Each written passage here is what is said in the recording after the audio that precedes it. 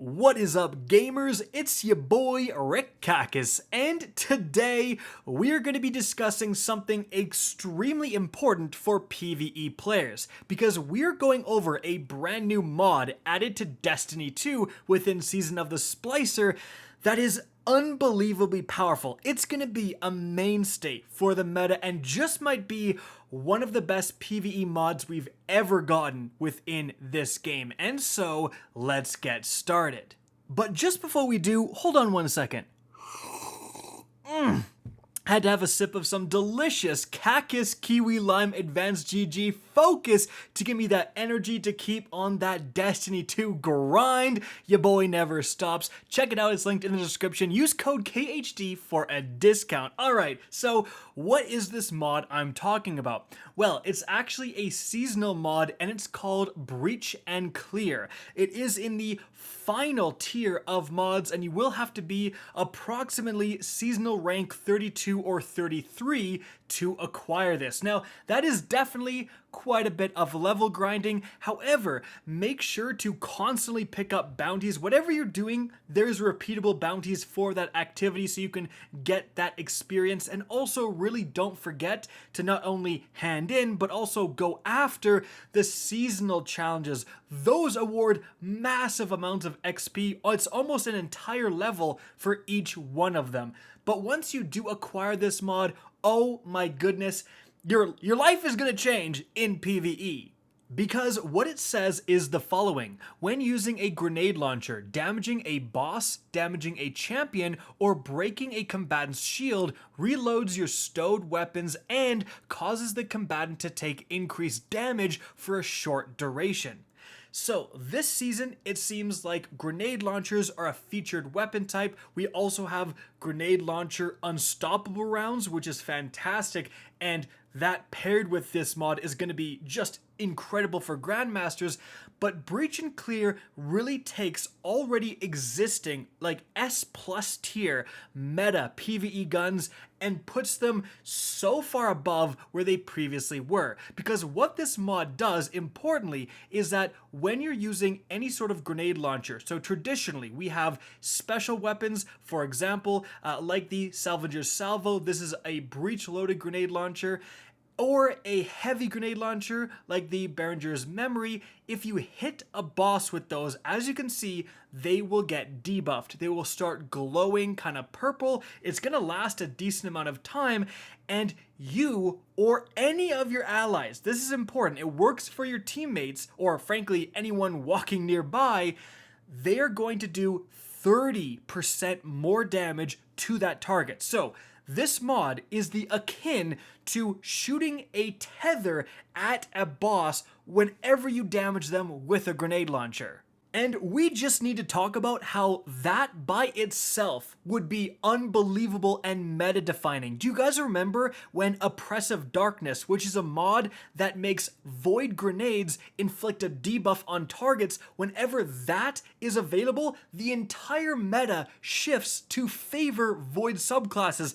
Everyone is rocking in PvE activities with void subclasses, especially in raids and so on. And the fact that you essentially have this now, but with a grenade launcher, so you don't have to change your entire subclass, you just have to put on a grenade launcher. That is already incredible, but here's where things get beyond broken. There are two extremely meta S+ tier exotic grenade launchers that apply damage over time. Firstly, we have the classic Anarchy. This is arguably the best PvE exotic in the entire game. It is a mainstay of raid strategies, of Grandmaster strategies. It's just so good. And this works with this mod perfectly. As you can see, if I tick a boss with Anarchy, they start glowing purple and my Anarchy damage starts critting. So just that in and of itself, the fact that you can apply an Anarchy to a boss and then they get a debuff for your entire team is absurd, but it's not done there. If you don't have the Anarchy, you can also use the Witherhoard. That is also going to apply damage over time, which means with either of these weapons, when you hit a target while having the Breach and Clear mod on, the constant tick damage will not only apply this debuff, but keep reapplying it. So the enemy is going to be debuffed. They're going to be taking significantly more damage from all sources for an entire damage phase, or frankly, however long it takes to kill that target, which won't be long because of how much of an increase to damage this provides. It's essentially like someone always using a divinity on that target, minus the whole precision shot thing, but you don't have to equip a whole exotic to do that. Now, you just use the already amazing meta exotics you were already going to use in PvE, and you up the damage by 30%. Well, everyone does. However, with all of that in mind, it's when we start theory crafting and looking at the possibilities that this mod provides that things get really, really absurd within PvE, because you always want, when you're DPSing enemies, when you're in a raid boss fight, for example, some kind of debuff. Now, maybe that's someone with a tractor cannon, and likely it's going to be one hunter with top tree tether to apply that debuff.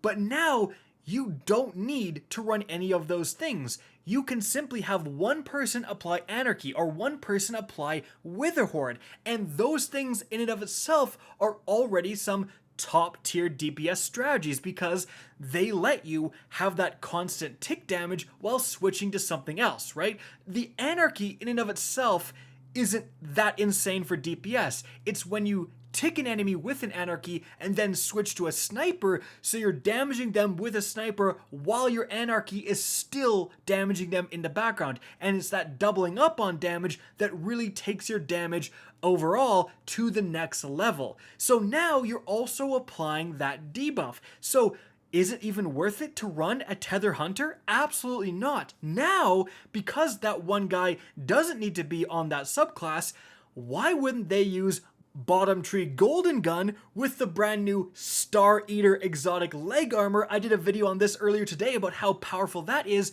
You actually out damage a Celestial Nighthawk with those things on.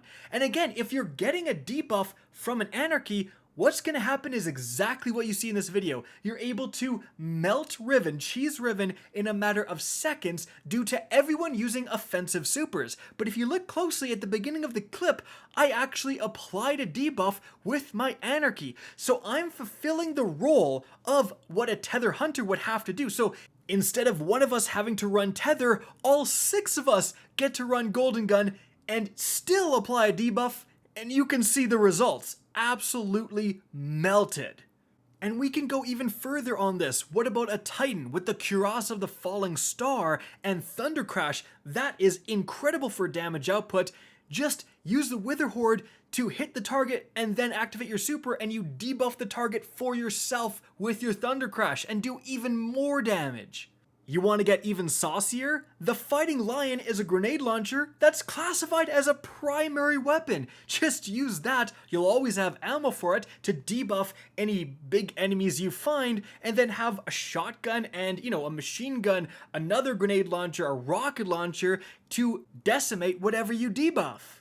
And frankly, the real only downside of this mod is that it does cost a colossal 9 energy. Like, that is a lot, but there is frankly no Warmind Cell build or Charge with Light build that you can put together that's even going to come close to the raw damage output that's capable from this mod. It's truly absurd, and this is going to be something that is almost required for day 1 Vault of Glass. I guarantee one person on every single VOG team is going to be running a Breach and Clear mod, and that guy's going to have Anarchy to apply it constantly to every boss fight. It's going to be amazing. And so guys, that is it for the video. I hope you enjoyed and found this informative. If you did, please remember to help me out by simply rating and especially sharing this video. If you guys want to see more Destiny 2 content similar to this, don't be afraid to slap that subscribe button. If you want to get in touch with me and keep up to date with the latest channel activity, the best way is to follow me on Twitter at RickCacus. That's linked in the description down below. Again, I hope you enjoyed the video, and as always, have a good day.